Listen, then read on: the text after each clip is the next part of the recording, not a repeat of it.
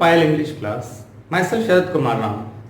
In today's video, we are going to study past continuous tense passive voice. हमारे पास English में दो past continuous tense होते हैं, past continuous tense active voice, past continuous tense passive voice. Past continuous tense active voice के helping verb was या were और उसमें हम V1 फॉर्म का यूज करते हैं, जबकि पास्ट कंटिन्यूअस पैसिव वॉइस के helping verb was being, were being, और इसमें हम वर्ब के थर्ड फॉर्म का यूज करते हैं. ये हमारे 5 जनरल स्ट्रक्चर्स हैं जिसमें हमारा एक्टिव वॉइस और पैसिव वॉइस दोनों वर्क करता है. इसमें हम एक्टिव वॉइस से पैसिव वॉइस में जा सकते हैं, हम पैसिव वॉइस से एक्टिव वॉइस में आ सकते हैं. जो हेल्पिंग वर्ब्स और मेन वर्ब्स हैं ये टेंस और वॉइस के अकॉर्डिंग चेंज होते रहेंगे. रूल 1 हमारा अफर्मेटिव सेंटेंस का स्ट्रक्चर है.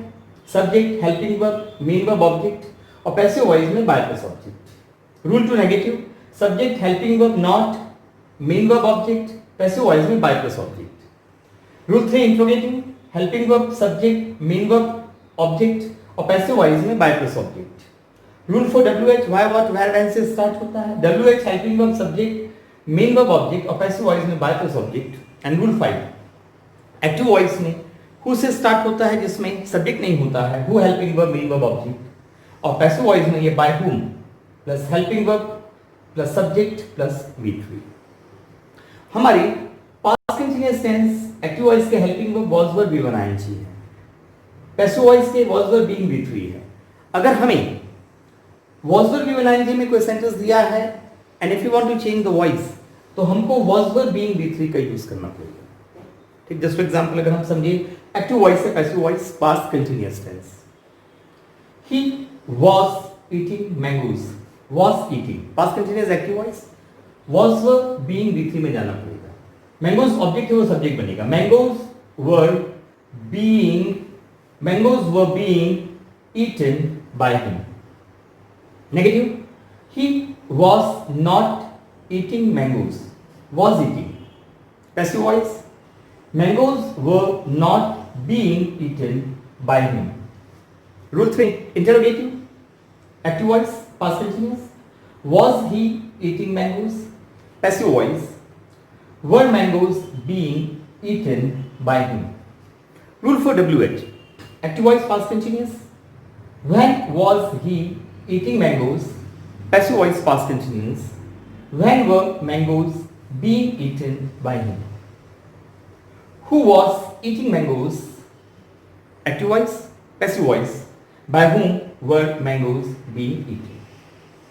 तो जब कभी भी हमको इस was were V1 ing में कोई सेंटेंस दिया है and if you are changing the voice तो हमें was were being V3 का यूज करना पड़ेगा.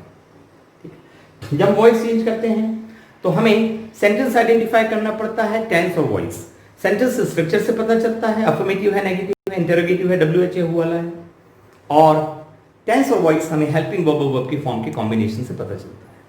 फॉर एग्जांपल अगर हमें सेंटेंस दिया है they were knocking the door, change the voice, were knocking past continuous active voice में was were being V3 में जाएगी.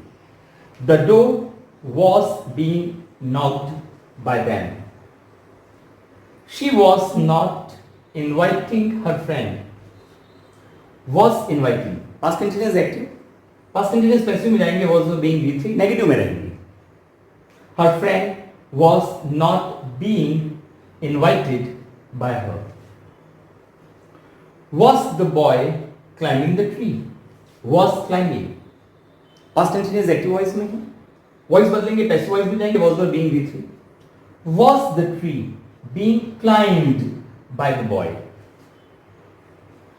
when was the child eating chocolate, was eating past continuous active voice, was were being V3 में आएंगे. when was chocolate being eaten by the child. who was solving the problem, was solving active voice, passive voice, by whom was the problem being solved. तो ये हमने देखा कि हम past continuous active voice से passive voice में कैसे काम करेंगे. कई बार हमें दिया रहता है change the voice, it means हमें सेंटेंस पैसिव वॉइस में भी दिया जा सकता है तो हमको उसको एक्टिव वॉइस में लाना पड़ेगा. मतलब हमको टेंस और वॉइस आइडेंटिफाई करना पड़ेगा.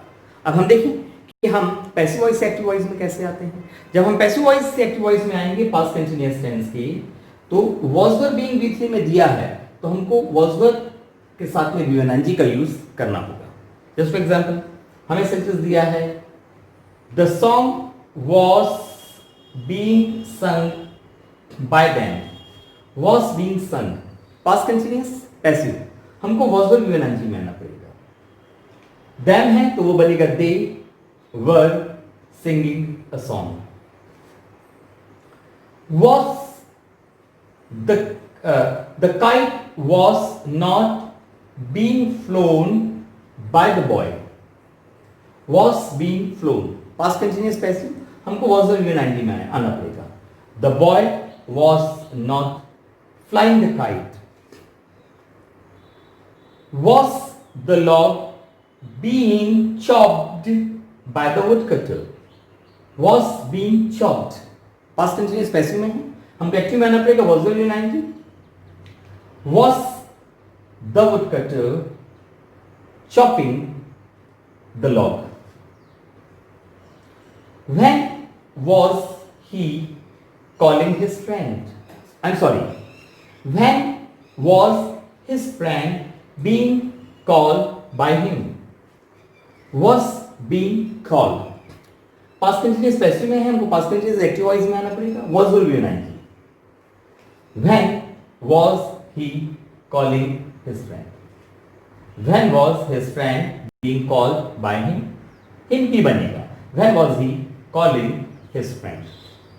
अगर हमें सेंटेंस दिया गया है by whom was the book being taken, was being taken और by whom में है तो हमको who में आना पड़ेगा who was taking the book। तो ये हमारे पास पास्ट कंटीन्यूअस टेंस का पैसिव वॉइस हुआ। जस्ट ऑलवेज रिमेंबर हमारे पास दो पास्ट कंटीन्यूअस टेंस होते हैं, एक्टिव वॉइस और पैसिव वॉइस। इनके हेल्पिंग वर्ब के फॉर्म से हम इनको आइडेंटिफाई करते हैं। Past continuous tense active voice के helping verb was a verb, इसमें हम V1 यूज करते हैं। पास्ट कंटीन्यूअस पैसिव वॉइस के helping verb was being, verb being के साथ में वर्ब का थर्ड फॉर्म हम यूज करते हैं। इट मींस कोई सेंटेंस वाज और V1 में दिया है, वॉइस चेंज करना है, वाज और बीइंग V3 में आएंगे। कोई सेंटेंस वाज और बीइंग V3 में दिया है, वॉइस चेंज करना है, वाज और V1 में आएंगे। और ये 5 जनरल स्ट्रक्चर्स में हमारा एक्टिव वॉइस पैसिव वॉइस दोनों स्मूथली वर्क कर जाते हैं। जब हम पैसिव वॉइस पे काम करें तो जरूर कुछ बेसिक बातों का ध्यान रखिए। Future continuous tense, present perfect continuous tense, past perfect continuous tense, future perfect continuous tense का पैसिव वॉइस नहीं होता है। सेकंड, पैसिव वॉइस में हम हमेशा वर्ब के थर्ड फॉर्म का यूज करते हैं, जबकि एक्टिव वॉइस में चारों फॉर्म यूज करते हैं। जब हम वॉइस चेंज करते हैं, चाहे हम एक्टिव वॉइस से पैसिव में जाए, चाहे हम पैसिव से एक्टिव में आए, हमारा सब्जेक्ट ऑब्जेक्ट और ऑब्जेक्ट सब्जेक्ट बनता है। दे इंटरचेंज, जो सब्जेक्ट है वो ऑब्जेक्ट बन जाएगा, जो ऑब्जेक्ट है वो सब्जेक्ट बन जाएगा। जब हम वॉइस चेंज करते हैं और हम एक्टिव वॉइस से पैसिव वॉइस में जा रहे हैं, तो एक्टिव वॉइस में हमें ऑब्जेक्ट ढूंढना होता है, और एक्टिव वॉइस में हमको ऑब्जेक्ट मिलता है व्हाट और whom क्वेश्चन करके। पैसिव वॉइस के सेंटेंस में हमको ऑब्जेक्ट मिलता है बाय प्रीपोजिशन के बाद, अगर वो नहीं है तो हमें उसको एज्यूम करना होता है। एक्टिव वॉइस में हम ऑब्जेक्ट को एज्यूम नहीं करते, वो हमको मिलता ही है, नहीं है तो फिर हम वॉइस चेंज नहीं कर सकते। पैसिव में एज्यूम करना पड़ता है। Just for example, the book was being red, was being red past continuous passive voice में है, लेकिन इसमें हमारे पास ऑब्जेक्ट नहीं है, तो हमको एज्यूम करना पड़ेगा। बाय द स्टूडेंट हमने एज्यूम किया, तो द स्टूडेंट अब हमारा सब्जेक्ट बनेगा। The student was reading the book.